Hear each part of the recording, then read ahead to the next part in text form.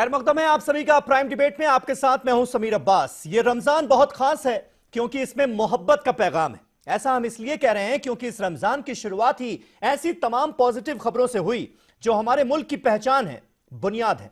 देहरादून के आरिफ ने सबसे पहले अपना रोजा तोड़कर 20 साल के अजय की जान बचाई क्योंकि ब्लड देना जरूरी था और उसके लिए कुछ खाना भी। इसके बाद तो देश भर में न जाने कितने रोजेदारों ने इंसानियत को मजहबी बंदिश से ऊपर रखते हुए अपनी असल ड्यूटी निभाई, फर्ज अदा किया। कल ही 20 साल की ल्यूकीमिया से पीड़ित पूजा को 4 यूनिट ब्लड देने के लिए कश्मीर में सीआरपीएफ के 3 जवानों ने अपना रोजा तोड़ा और अपना फर्ज निभाया। ऐसा ही भाईचारा दूसरी तरफ से भी नजर आया जब तमाम बड़े मंदिरों में भी इफ्तार की दावतें दी गईं। अयोध्या के 500 साल पुराने सरयू मंदिर और लखनऊ के मनकामेश्वर मंदिर के महंतों ने तो न सिर्फ रोजेदारों को इफ्तार कराया बल्कि रोजा खोलने के बाद तमाम लोगों ने नमाज भी मंदिर कैंपस के अंदर ही पढ़ी, जो अपने आप में एक मिसाल बन गई। सो अब जब रमजान इस कदर मोहब्बत वाला है तो आने वाली ईद जाहिर है नफरत भरे दिलों को भी जोड़ने वाली ही होगी। इसीलिए आज प्राइम डिबेट में पैगाम सिर्फ और सिर्फ मोहब्बत का, ताकि यूं ही एक होकर संवरता रहे, आगे बढ़ता रहे हिंदुस्तान।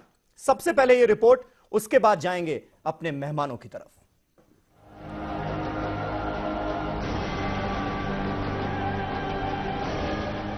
रमजान का महीना हमसे रुखसत हो रहा है। रमजान का महीना नेकी की फसल काटने का महीना है। ये महीना सिर्फ शख्सी तौर पर इबादत में मशगूल रहने का ही दर्स नहीं देता है, बल्कि समाज की बेबसी, मोहताज और लाचार तबके के लोगों के दुख दर्द को कमा हक़्क़हू बांटने की भी तालीम देता है। इसी वजह से इस महीने में मुसलमान न सिर्फ मखसूस इबादत का एहतमाम करते हैं बल्कि ज़्यादा से ज़्यादा सदक़ात व अतियात के ज़रिए समाज के नादार और बेबस लोगों की मदद के लिए भी पेश रहते हैं। साथ ही साथ ये महीना उख़ुवत और भाईचारे को ज़्यादा से ज़्यादा परवान चढ़ाने का भी महीना है। इस मुक़द्दस महीने का एक अहम पैगाम इज्तिमाइयत, इत्तिहाद और आपसी मोहब्बत व उख़ुवत का है। इस मुक़द्दस महीने में गंगा जमनी तहजीब के अलमबरदार मुल्क हिंदुस्तान में मनादिर में भी इफ्तार पार्टियों का एहतमाम करके आपसी भाईचारे को फ़रोग़ देने की कोशिश की गई।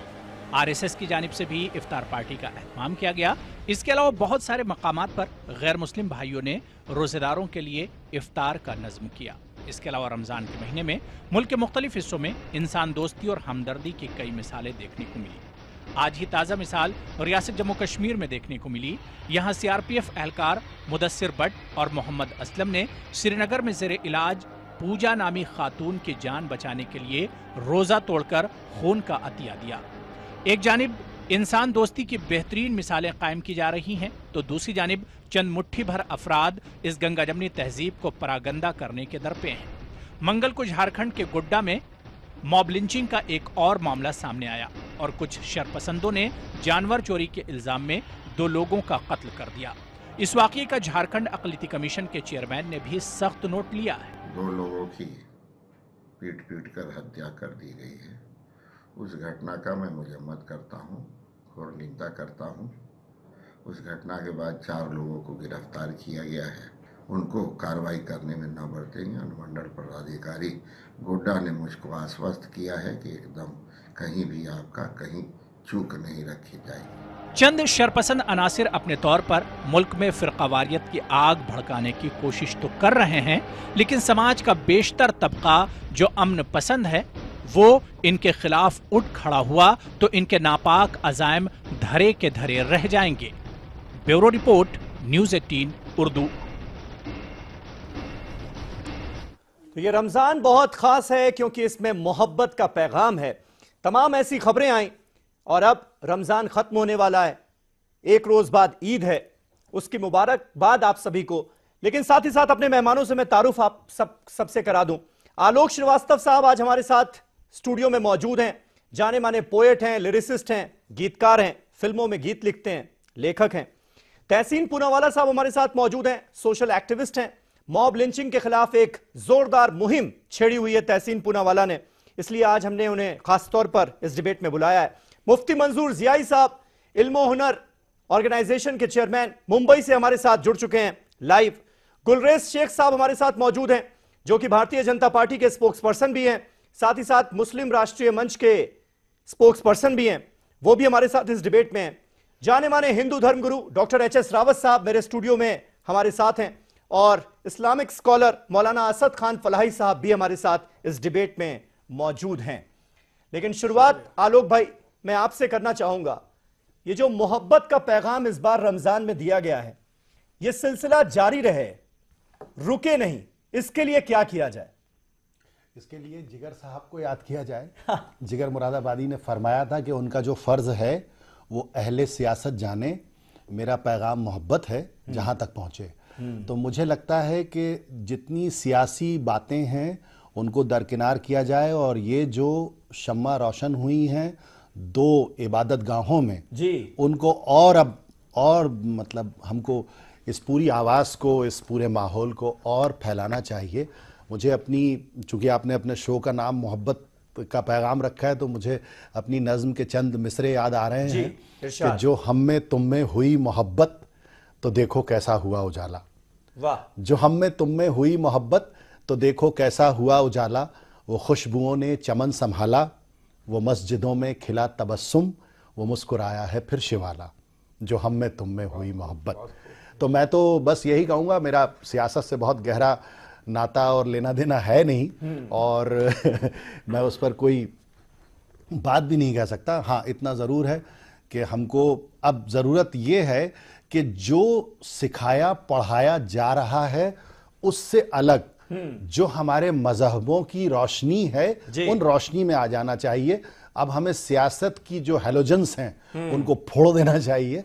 हमको अब हमारी जो मुकद्दस किताबें हैं, चाहे वो गीता हो या कुरान हो, हमको अब उसकी रोशनी में जो आकर ये तमाम जो फजाएं मैली हो रही हैं इनको धो लेना चाहिए। वो एक शेर है कि अभी भी वक्त है जाग जाओ हिंदुस्तान वालों। तो बस वही अमल में लाने की ज़रूरत है। आपने इस शो को, इस खूबसूरत डिबेट को इतना अच्छा मतलब सब्जेक्ट दिया है। मैं आपका पूरी ऐसी बिरादरी की तरफ से जो मुश्तरका तहजीब की हामी है और जो गंगा जमनी तहजीब की हामी है, मैं उसकी तरफ से आपको बहुत सारी मुबारकबाद देता हूं और पेशगी ईद की मुबारकबाद। बहुत खूब, मुबारकबाद आपको भी। मुफ्ती मंजूर ज़ियाई साहब, क्या आप मानते हैं कि इस बार का रमजान वाकई बहुत खास रहा? जो सिलसिला शुरू हुआ पॉजिटिव खबरों का, जिस तरह से हमने देखा, सबसे पहले खबर आई देहरादून के आरिफ की, जिसने एक शख्स की जो दूसरे मजहब से ताल्लुक रखता था उसकी जान बचाने के लिए अपना रोजा तोड़ा, क्योंकि डॉक्टरों ने सलाह दी कि भाई अगर आपको खून देना है तो आपको रोजा तोड़ना पड़ेगा, कुछ खाना पड़ेगा। तो मजहबी बंदिशों से अलग हटकर, इंसानियत को सबसे ऊपर रखकर जिस तरह से उसने अपना खून दिया, और उसके बाद हमने देखा 1-2 नहीं, कम से कम दसियों ऐसी मिसालें हमारे सामने पेश आईं। आपको लगता है कि इस बार का रमजान कुछ खास है?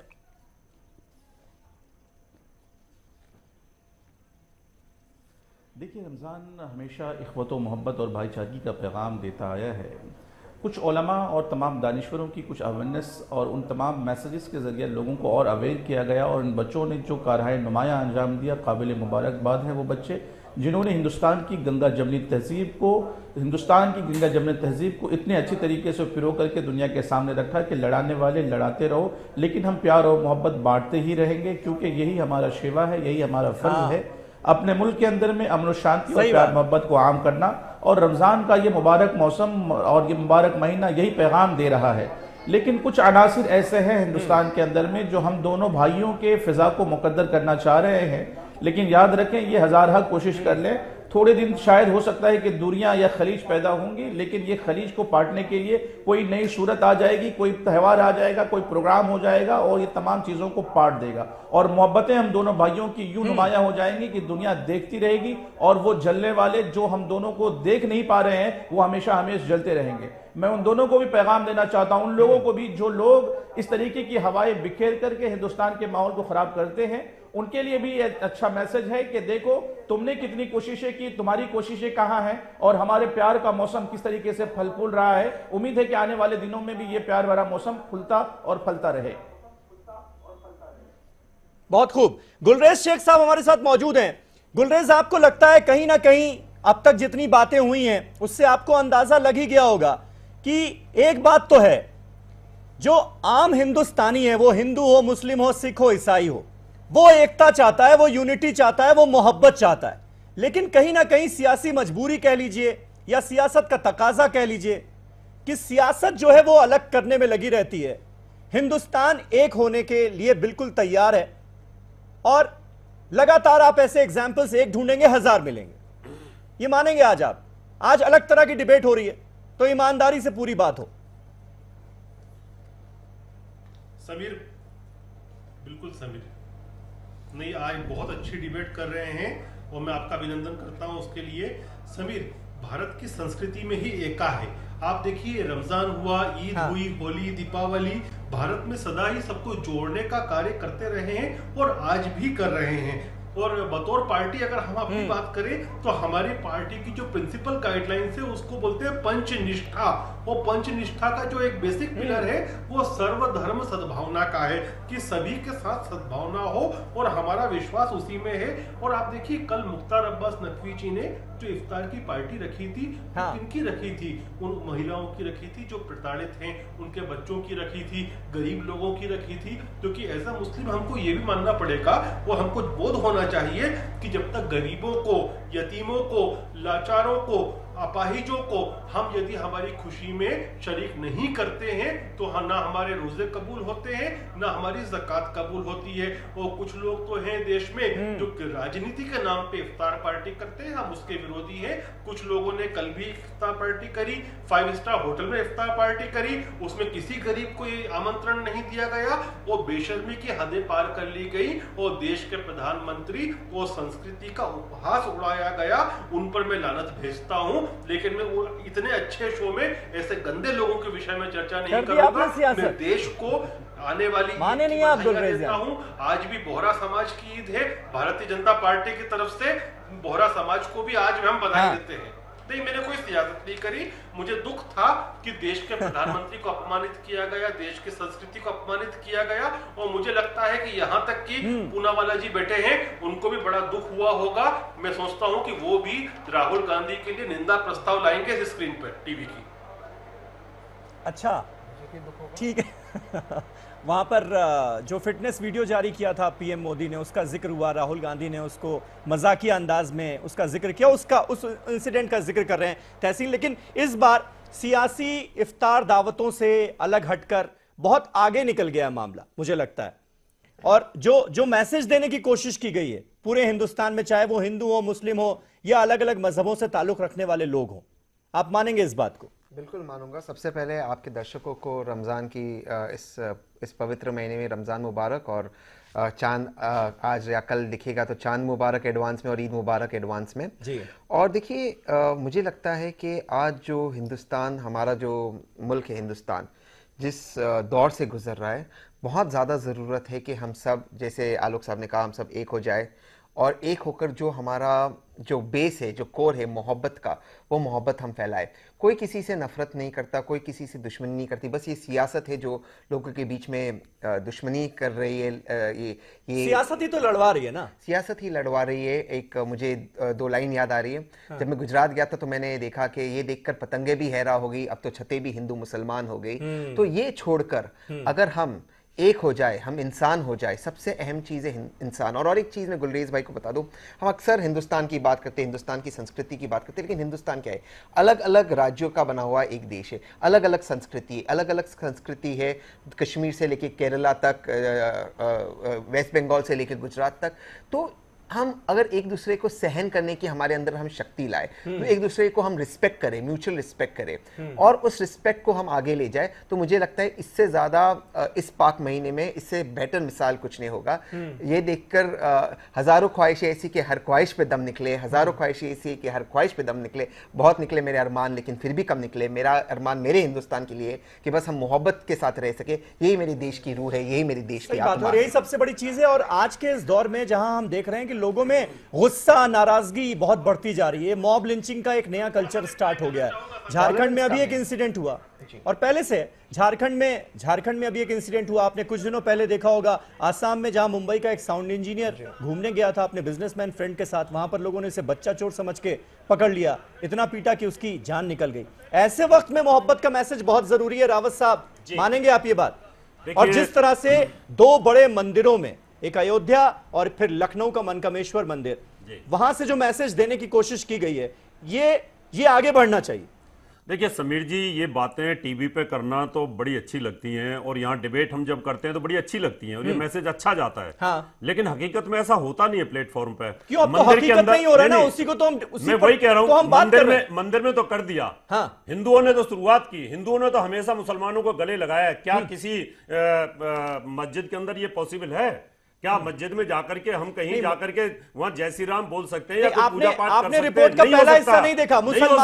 मुसलमानों ने किस तरह से अपना रोजा तोड़कर, मुझे प्यार अपना रोजा तोड़कर जान बचाई। मैं ये कह रहा हूँ, ऐसा तो हमने 47 में लाखों मुसलमानों को बचाया, घरों में छिपाया हिंदुओं से। तो अच्छी बात है ना, ये इसलिए छिपाया, सिलसिला जारी रहना चाहिए, यही तो हम कह रहे हैं। उनको इसलिए बचा के रखा कि वो हमारे भाई थे। सुन लो, मुझे बोलने दो, मैं मोहब्बत का पैगाम दे रहा हूँ, मोहब्बत का पैगाम दे रहा हूँ। ईद की कल परसों है, रमजान का महीना चल रहा है, आज तमाम फलाई साहब, मोहब्बत तब होती है जब अंदर से हम भावनाओं से साफ होते हैं। बिल्कुल। और जब भावनाओं से साफ नहीं होते हैं तो कभी भी ये प्यारी प्यारी मोहब्बत बाहर की टीवी की मोहब्बत नहीं चला करती। मंदिर ने तो शुरुआत कर दी, मस्जिद कब शुरुआत करेगी? आप कंप्लीट कर, आप बता, सुन लो, मस्जिद की बात जब आएगी, ये सवाल जो आप पूछ रहे हैं ना, ये सवाल जो आप उठा रहे हैं, ये बहुत सारे लोगों के मन में सवाल है। मैंने जब ट्विटर पर आज का शो डाला या फिर इन तमाम खबरों के बारे में ट्वीट किया तो मुझे भी कम से कम सैकड़ों लोगों ने ये बात पूछी है। इसलिए आप पूछिए इस बात को, मैं चाहता हूं ये बात उठे। इसीलिए तो इनसे पूछ रहा हूं, फलाई साहब इसका जवाब देंगे। जी, फलाई साहब से पूछ रहा हूं और भी लोगों से पूछूंगा। यहाँ सभी लोग विद्वान बैठे हैं कि ये जब अंदर भावना मेरी नीट एंड क्लीन हो और मैं अपने मुसलमान भाई को गले तभी तो लगा सकता हूँ जो को हत्या बंद कर देंगे। एक तरफ गाय को तो मैं पूछता हूँ, दूसरी तरफ आप काटते हो। एक सुन लो, मेरी बात सुन लो, मेरी बात कंप्लीट होने दो, पहले कंप्लीट होने दो। मेरा मंदिर वहां पर खंडर पड़ा हुआ है, सुप्रीम कोर्ट में केस चल रहा है। अरे अब सारी चीजें मत मिलाइए ना रावत साहब, सारी चीजें एक आपने वाजिब पड़ेगी, एक आपने इस मुद्दे से जुड़ा हुआ उठाया कि मंदिरों में तो हो गया, मस्जिद और दरगाहों में कब होगा? लगा लूं फलाई साहब को जब मेरा मंदिर नहीं बनेगा? मेरे राम की अगर बात वहां पर फैली पड़ी है, वो टेंट में बैठे फलाई साहब कह रहे हैं वो तैयार, ठीक है। मैं कह रहा हूँ आप बोलो, मंदिर बना लो। ठीक, रावत साहब बंद कर। अच्छा रावत साहब, रावत साहब आप जवाब सुन लीजिए। कल से ही जाकर के आपके रोज गले मिलूं और जाकर के मैं आपको बोलूं भाई बहुत अच्छा। अरे गले मिलिएगा ना, तभी तो चीजें शुरू होंगी ना, तभी तो बातचीत का सिलसिला, मोहब्बत का सिलसिला शुरू होगा। समीर भाई, ठीक है, मेरे आपने जो सवाल उठाया ना,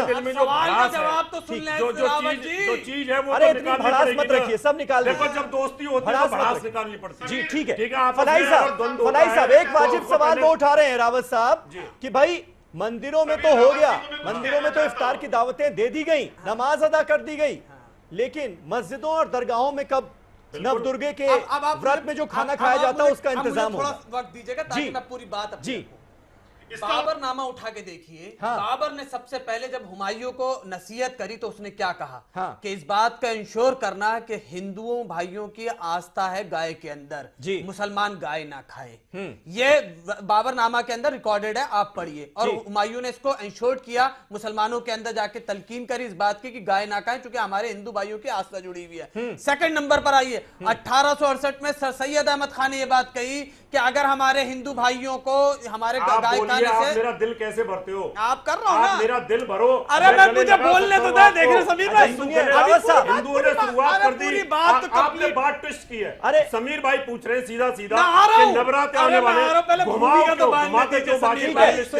जवाब 1868 में मस्जिदों दरगाहों में कब होगा? यही बात कही कि अगर हमारे को गाय खाना से हमारे हिंदू भाई खुश होते तो मुसलमानों को चाहिए कि गाय खाना छोड़ दे। अरे अभी आइए पूरी बात, बिहार के अंदर सुनिए, फलाई साहब मुमकिन है बात करिए, अब मंदिर की बात करिए। नवरात्रों में मस्जिद अरे मंदिर की बात की अब सुन तो लीजिए, बिहार के अंदर दुनिया का सबसे बड़ा हिंदुओं का मंदिर बन रहा है, हमारे हिंदू भाइयों का।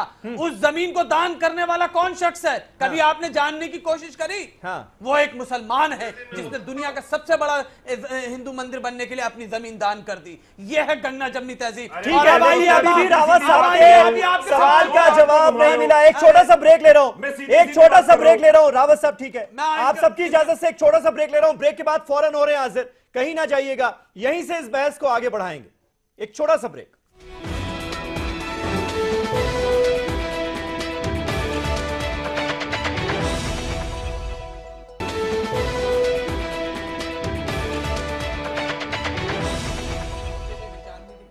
तो ये रमजान बहुत खास है क्योंकि इसमें मोहब्बत का पैगाम है और यह पैगाम जारी रहना चाहिए, आगे बढ़ना चाहिए।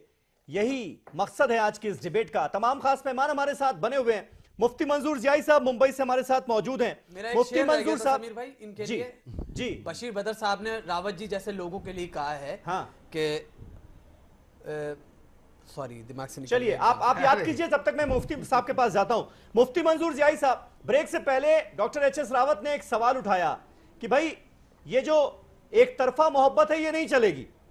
अब बड़े बड़े मंदिरों में, मठों में जब इफ्तार की दावत दी जा सकती है तो ऐसा क्यों नहीं हो सकता कि नवरात्रों में व्रत के खाने का इंतजाम मस्जिदों में हो, दरगाहों में हो? क्या यह मुमकिन है?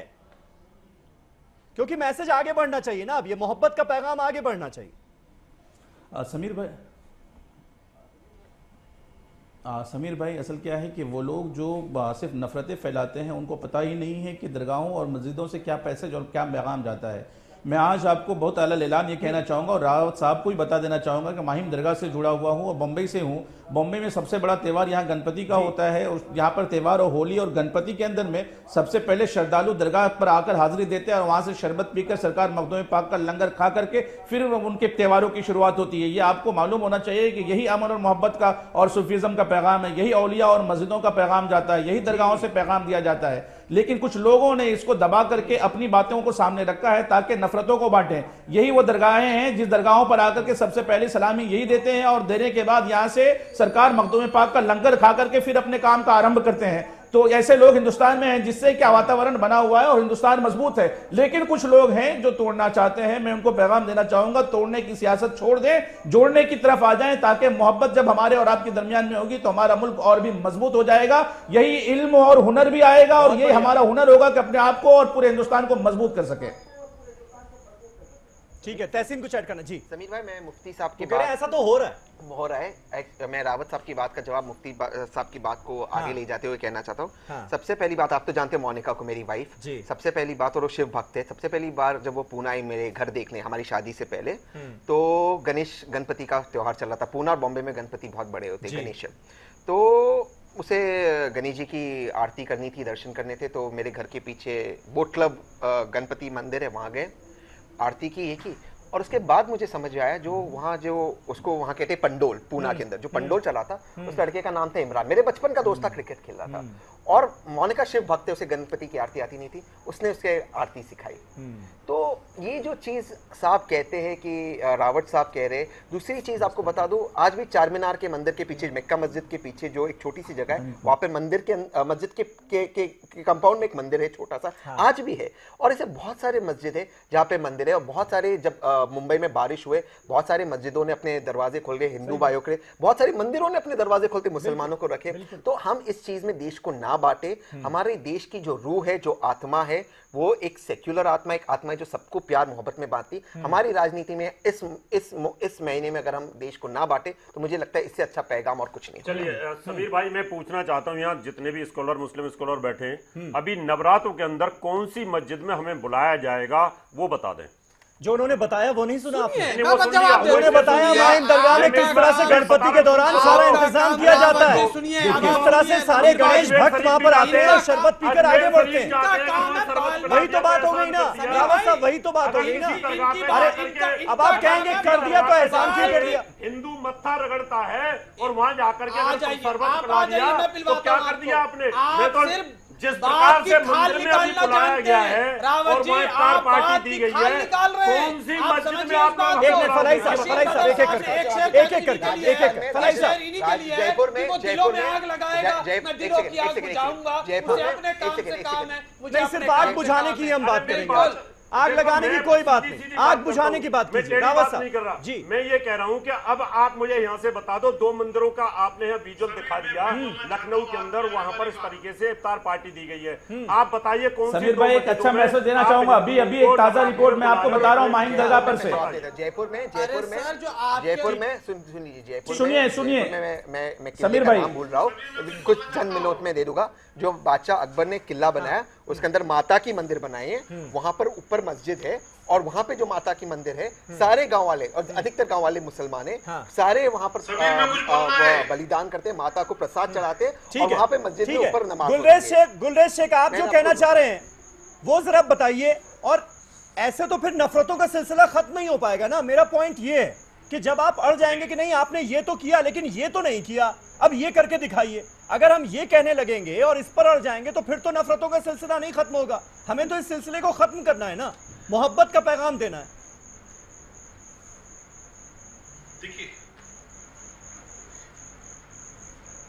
देखिए समीर भाई, रावत साहब ने जो कहा और मौलाना साहब ने जो कहा, दोनों ही सत्य हैं जी।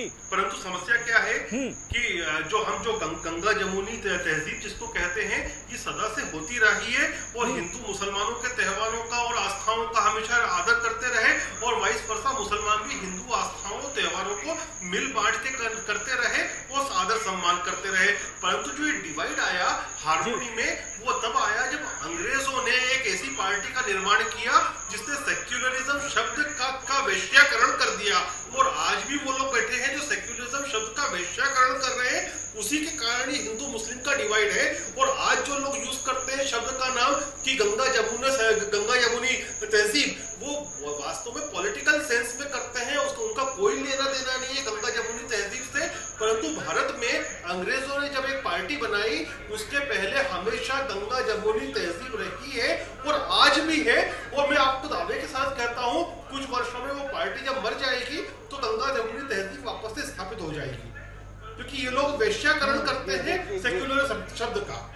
देखिए, इन्होंने जो बात कही गुलरेज शेख साहब, एक मिनट लॉर्ड मैक्लाउ ने जो लेटर लिखा था, देखिए मुझे ना आपकी इससे भी, जैसे अब आपने कहा कि कोई पार्टी बन जाएगी और फिर वो गंगा जमुनी तहजीब की बात, क्योंकि वो सियासतदान है, इसलिए सियासत की बातों में रहेगी, पार्टी बनेगी क्यों? मुझे अगर समीर से अपनी मोहब्बत का इजहार करना है या उससे अपने जज्बात का इजहार करना है तो मुझे किसी पार्टी की जरूरत थोड़ी है। आप हर चीज में अगर पॉलिटिक्स को लाएंगे, ये मुल्क पॉलिटिक्स से थोड़ी बना है, ये मुल्क हमारे कंपोजिट कल्चर से बना है। आप क्यों नहीं ये बात समझना चाहते हैं? आप हर बात में सबसे अच्छा एक बात बताइए, मुझे मोहब्बत करनी है, मुझे एक लड़की से इश्क है, तो क्या मैं पहले कोई पार्टी ज्वाइन करूंगा? मुझे अगर समीर अब्बास के साथ अपनी दोस्ती का इजहार करना है तो क्या मैं पहले जाकर एक चैनल में ज्वाइन करूंगा, किसी पार्टी को ज्वाइन करूंगा? दरअसल हमारी पूरी सोचें जो हैं ना, और मुझे माफ करें, मैं बिल्कुल पॉलिटिकल टिप्पणी नहीं करता हूं, मेरा मकसद ही नहीं है इस तरह की बहस करने का। मुझे चूंकि इस शो की फिजा, इस शो का सब्जेक्ट बहुत अच्छा लगा, इसलिए मैं हाजिर हुआ हूं आप सबके बीच में।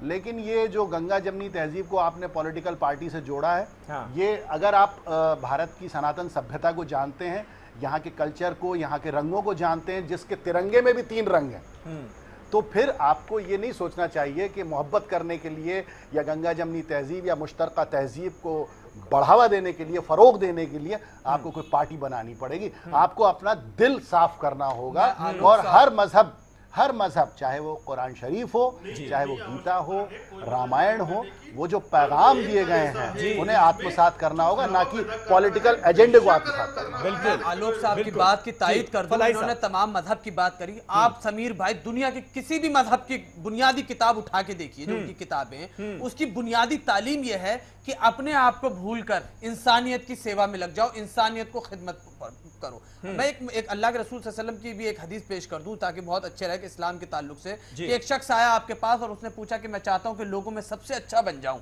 तो पता अल्लाह के रसूल सल्लल्लाहु अलैहि वसल्लम ने क्या जवाब दिया? ये नहीं कहा कि तुम जाके बहुत अच्छी नमाजें पढ़ने लगो और रोजे रखने लगो और ज़कात, इसकी अपनी एक अहमियत है, लेकिन उन्होंने क्या कहा कि तुम जाओ और इंसानियत को फायदा पहुंचाओ, लोगों को फायदा पहुंचाओ, तुम सबसे अच्छे इंसान बन जाओ। युद्ध क्यों किए फिर? अगर इतना ही शांति की बात थी, उन्होंने युद्ध सारे डिफेंसिव थे, सारे डिफेंसिव थे।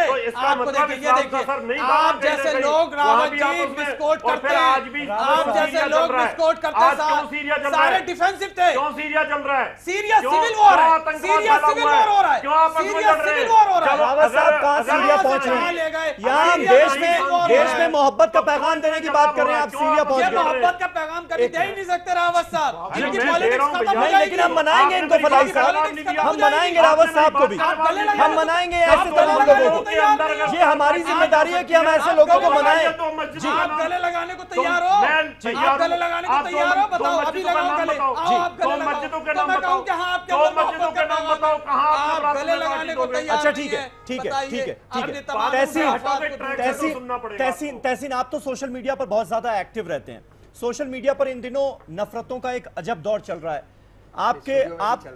आपके और आलोक जी जैसे ऐसे तमाम लोग हैं जो मोहब्बत का पैगाम दे रहे हैं, लेकिन बहुत सारे नफरत के सौदागर भी हैं।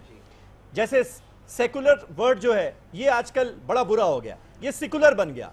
लिबरल अगर आप हैं तो वो बुरे हो गए, उनकी नजर में आप लिप्टर्ड हो गए। तो ऐसे लोगों का इलाज क्या? क्योंकि नफरत से तो जवाब दिया नहीं जा सकता और मोहब्बत की भाषा समझ में नहीं आती, तो फिर इलाज क्या है? कैसे इस नफरत के दौर को हम खत्म करें? जब ऐसे ही शब्दों का प्रयोग होता है, काफ़ी बार समीर भाई मेरे खिलाफ होता है, आपने देखा है सोशल मीडिया पे, मुझे उन लोगों के लिए सिर्फ बुरा लगता है कि उनकी सोच इतनी छोटी है। हाँ। और मैं ये सोच रखता हूँ, मैं तो नास्तिक हूँ, हाँ। लेकिन वो सिरातुल मुस्तकीम पर आ जाए, वो अच्छी सोच रखे, प्यार रखे, मोहब्बत रखे। देखो, किसी को सेक्युलर होने का मतलब क्या है, लिबरल होने का मतलब क्या है? आप किसी से भी दोस्ती करो, किसी से मोहब्बत करो। इसे राज्य को, स्टेट को, इंसान को क्या मतलब है कौन किससे क्या मोहब्बत करता है? तो ये जो नफरत हम फैला रहे, लोगों को मार रहे, पहले हम खुश होते थे कि कुछ लिंचिंग हुए तो उसको जस्टिफाई भी किया गया। अब हम देख रहे हैं कि लिंचिंग की ओर किसी ने चोरी, किसी को गलत आरोप लगा दिए, अफवाह फैला, कुछ लिंचिंग होते कि औरतों की लिंचिंग होगी, अब वो कहेंगे डायन है, और ये हुई है नोएडा के अंदर। तो देखिए, नफरत का कहीं कोई अंत नहीं होता।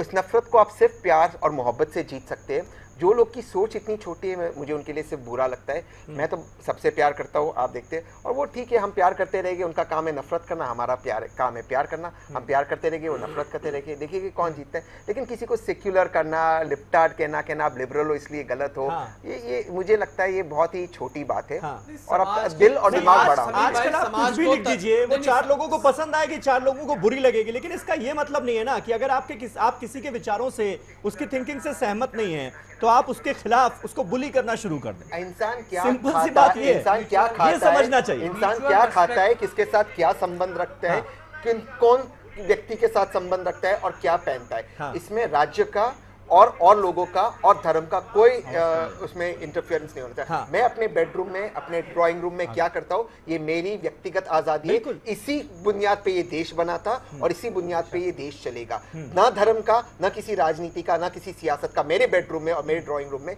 उनको इजाजत है आने की। आलोक भाई, मुझे लगता है आई एम श्योर कि आपको कुछ लाइनें जरूर याद आ रही होंगी ये सारी बातें सुनकर। कुछ हो जाए। निदा साहब की 2 पंक्तियां याद आ रही हैं। हाँ। उन्होंने कहा था कि इंसान में हैवान यहाँ भी है वहाँ भी, इंसान में हैवान यहाँ भी है वहाँ भी, अल्लाह निगहबान यहाँ भी है वहाँ भी। तो कुल जमा बात ये है कि हम हर बात को और ख़ास तौर से इंसानी रिश्तों को अगर पॉलिटिकल एंगल से, राजनीति के चश्मे से देखना बंद कर देंगे, तो ये इस मुल्क की फ़ज़ा वैसी ही रहेगी जैसी हमने कभी सोची थी और हमने कभी बरती थी।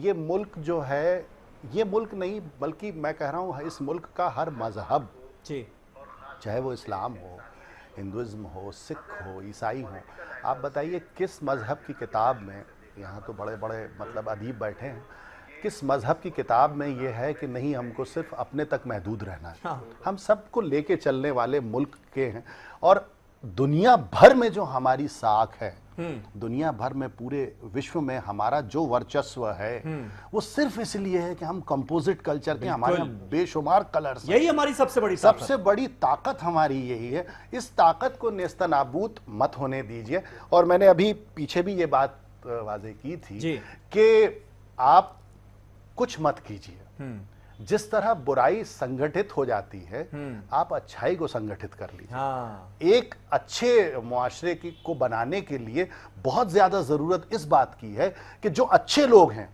वो अलहदा ना हो, अलग अलग ना हो, वो एक साथ हो। ये बहुत खूबसूरत बात है मुफ्ती मंजूर ज़ियाई साहब, ये बात बड़ी खूबसूरत है कि जो अच्छे लोग हैं वो एक साथ आ जाएं। जब आप बहुत सारे अच्छे लोग इकट्ठे हो जाएंगे और अच्छाई का एक नया सिलसिला शुरू हो जाए, मोहब्बत का पैगाम ये जो दिया जा रहा है ये सिलसिला रुके नहीं, इसके लिए आगे और क्या आपके मन में आता है, क्या आप सोचते हैं, कैसे कैसे इस सिलसिले को आगे बढ़ाया जाए? समीर भाई, आपको एक इंसानी मोहब्बत और इख्वत की मिसाल मैं आपको बताऊं कि माहिम दरगाह, जिस दरगाह से हम सब जुड़े हुए हैं और आप सब भी मोहब्बत रखते हैं, मैं रावत साहब को इनवाइट करता हूं कि पूरे महीने हम लोगों ने रमज़ान मुक़द्दस में पूरे महीने हिंदू मुस्लिम की तफरीक के बगैर सबको वहाँ पर आकर खाना खिलाया, उनको तमाम चीज़ें मुहैया कराई। और आज वो खूबसूरत दिन है जिस दिन में हुजूर मखदूम पाक के तहरीर दिखाई जाती है। उन्होंने अपने हाथों से जो कलम लिखा था, आज एक मिसाल आपको देखने को मिलेगी। आज अभी अभी ताज़ा 10 बजे के बाद वो ये है कि हिंदू और मुस्लिम सभी वहाँ पर आकर के यकजा होंगे और हिंदुस्तान नहीं बल्कि पूरी दुनिया को यह मैसेज देंगे, ये है इंसानियत और ये है हिंदुस्तान, जहाँ पर तफरीक मजहब व मिल्लत होकर के हम अच्छा पैगाम देते हैं और अच्छी सूरत दिखाते हैं कि हम हिंदू हैं, हम मुसलमान हैं, लेकिन हम साथ हैं, एक प्लेटफॉर्म पर जमा होते हैं। अब तक तरकीब हमें यह बतानी पड़ेगी और बनानी पड़ेगी कि हम लोग सब मिलकर के एक साथ होकर के अच्छाई का, सच्चाई का, नेकी का पैगाम दे, ताकि नेकी का पैगाम आम हो जाए, बुराई का खात्मा हो और बुराई को शर्मशार होना पड़े। और जब बुराई शर्मशार होगी तो यकीनन हमारा देश और महान हो जाएगा। बहुत खूब, बहुत खूब। डॉक्टर रावत जी, अब आप अग्री कर रहे होंगे मैं बिल्कुल कि चीजें जिस अंदाज में बदल रही हैं और जो ये देश, ये मुल्क और तमाम हिंदुस्तानी चाहते हैं, हमें करना वही चाहिए। मैं भी चाहता हूँ जी, मैं भी चाहता हूँ प्यार इस देश में रहे तो इस देश की तरक्की ज्यादा हो सकती है। जी। अभी फलाई साहब जिस मस्जिद के इमाम हैं, उस मस्जिद में भी नवरात्रे जब आएंगे, फलाई साहब बुलाएंगे क्या आप इस तरह से? अरे सर, ऑलरेडी होती है चीजें, होती नहीं है। आप यहाँ बताइए, आप यहाँ बताइए कि आप टीवी चैनल पे बोलिए कि बुलाएंगे तो यहाँ से मैसेज अच्छा जाएगा। पहले बात सुनिए। मैं क्या सुनूंगा? मैं जवाब पूछ रहा हूँ आपसे, मैं तो आपसे पूछ रहा हूँ, आप जिस मस्जिद में आप इंडिया गेट की मस्जिद में इमाम है, क्या वहाँ नवरात्रों के अंदर आप कन्या वहाँ पर जिमाएंगे? पानी के लिए भी सब कुछ का इंतजाम देखो, बात पलटने में आप अगर ये मेरी बात का सीधा सीधा जवाब दोगे नहीं। मैं कह रहा हूँ आप जिस मस्जिद के इमाम में रावत साहब 2 इंसिडेंट आपके सामने आ गए। मुफ्ती मंजूर जियाई साहब ने आपको बता दिया कि गणपति उत्सव के दौरान किस तरह से माहिम दरगाह में तमाम गणेश भक्तों का इंतजाम होता है। आपको फलाई साहब ने बता दिया कांवड़ियों के लिए वो किस तरह का इंतजाम करते हैं। एक अजमेर शरीफ जहां पर और दूसरा जहां जियाई साहब बैठते वहां मैक्सिमम हिंदू ज्यादा जाते हैं, मुसलमान तो वहां जाते ही नहीं। और अगर हिंदू जाते हैं और चढ़ावा चढ़ाते हैं, उसमें से अगर ये रुआवजा पिला भी देते हैं तो क्या फर्क पड़ेगा? जी फलाई साहब, अभी भी अल्हम्दुलिल्लाह इस देश के अंदर हिंदू मुस्लिम एकता इतनी है कि आप मस्जिद से, आप मुझे पुट निकल लें, आज भी आप मस्जिद से बाहर निकलिए पढ़कर नमाजियों के बाहर हमारी हिंदू औरतें बच्चों को लेकर खड़ी होती हैं और कहती है कि आप हमने मस्जिद मंदिर नहीं, फलाई साहब मुझे अपनी मस्जिद में कन्याओं को कब जिमाओगे बता दो। ठीक है फलाई साहब, ये हो सकता है, ये मुमकिन है क्या कि मस्जिदों में, दरगाहों के अंदर नवरात्रों के दौरान जो व्रत का खाना होता है उसका इंतजाम हो? ये मुमकिन है। ये कोई होता है? बताओ ना कौन सी मस्जिद में होता है? सर बहुत, एक सेकंड, आपकी मस्जिद में होता है? मैं बताऊं, आपकी मस्जिद मेरी जगह सेंट्रल दिल्ली में है, वहां तो गुजरता ही नहीं है।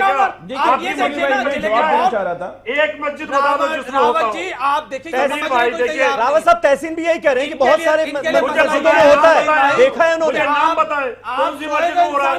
जामा मस्जिद सबसे बढ़िया वहां होता है क्या? जगा सकते हो सभी भाई, लेकिन जो जगह हुआ होना इंसान, कौन सी मस्जिद में होता है ये बता दो। ये जगना ही नहीं जा रहे तो अरे मुझे बताओ ना भैया, ये जगेंगे कौन ही सी नहीं। मस्जिद में होता है? ठीक है, कौन सी जगना ही नहीं चाहते हैं। आप मीठी मीठी बातें मत करो, ऐसे भाईचारा नहीं हो सकता।